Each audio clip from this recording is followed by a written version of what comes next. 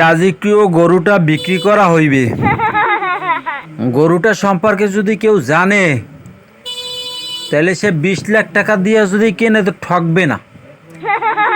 আশা করি এই গরুটার জাত, এই গরুটার গোত্র, এই গরুটার অভ্যাস সম্পর্কে যদি কেউ জানে তাহলে রাজারা পর্যন্ত এই গরু নেওয়ার জন্য ব্যস্ত থাকবে। যেহেতু এখন রাজা বাংলাদেশে নাই, পলাই গেছে, এই জন্যে এই গরু বিক্রি করার লোক পাইতেছি না। এখন লোক দরকার যারা এই গরু পছন্দ করেন, যারা এই ওর জাত সম্পর্কে যে বুঝবে যে কোন জাতের গরু। সবাইয়ের কাছে তো আর বিক্রি করা যাইবে না, এই জন্য একটু দাম নিয়ে কোনো সমস্যা না, 10 থেকে 12 লাখ হইলেই বিক্রি করে দেব। কিন্তু এই দাম এই জাতের গরু হিসেবে আসলে কিছুই না, এটা একেবারে অতি নগণ্য।